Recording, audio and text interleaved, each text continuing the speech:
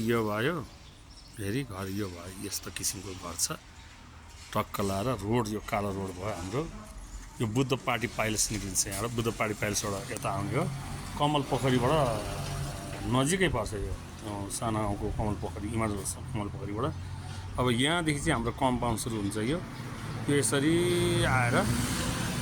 यहाँ यसरी गएर यो जति सेतो जति कम्पाउन्ड सबै हाम्रो भयो घर चाहिँ हाम्रो यो भयो सर लाएर घर यो भयो अब यसरी आएर हामी चाहिँ यसरी यो रोड भयो ठुलो रोड छ 20 फिट रोड अनि यो चाहिँ हाम्रो गेट भयो यो हाम्रो गाडी राख्ने गेट भयो यो चाहिँ मान्छेहरू निक्लिने गर्ने गेट भयो यो चाहिँ हाम्रो गाडीभित्र लाने गेट भयो अनि हामी सर लाएर अब हामी भित्र पस्छौँ भित्र पसेपछि सर लाएर यो यस्तो किसिमको छ क्या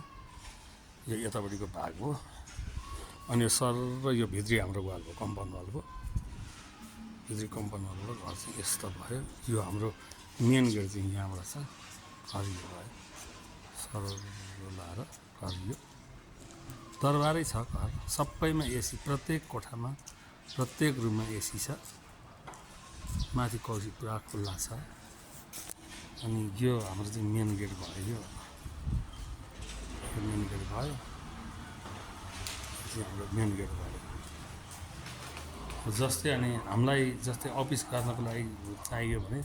हजुरको यो चाहिँ हाम्रो फेरि छुट्टै तल चाहिँ एउटा अफिस गर्न मिल्छ यो चाहिँ अफिस गर्न मिल्यो यो हाम्रो यसरी यो म भित्र छु अहिले हाम्रो यो भयो यसपछि यो एउटा रुम भयो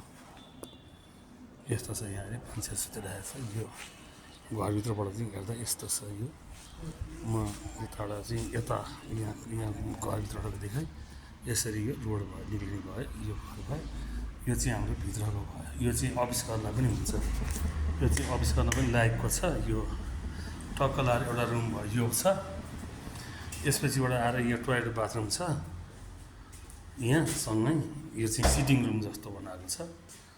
अब त्यसपछि आएर चाहिँ हाम्रो एउटा यो रुम छ यो चाहिँ अब अहिले रङसँग राखिरहेको छ यो पनि रुम ठुलै छ ठुलै रुम छ यो पनि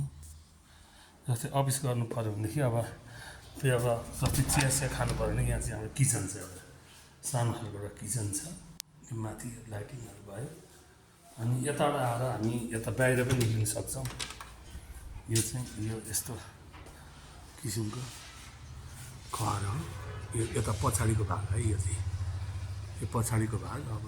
यो यस्तो छ यो पछाडिको भागहरू भयो यो यतापट्टिको इनार सिनार भयो यो यतापट्टिको बाहिरीपट्टिको भयो यो बाहिर भेगबाट चाहिँ हाम्रो यस्तो छ पछाडिबाट हामी हेर्दाखेरि चाहिँ यस्तो छ पछाडिको भाग यो भयो अब त्यसपछिबाट आएर यस्तो भयो यो किचनको भाग हो अब त्यसपछिबाट आएर अब भर्याङ पनि यसको ठुलो छ म भर्याङ पनि यसरी देखाउँछु अब यो एउटा रुम भयो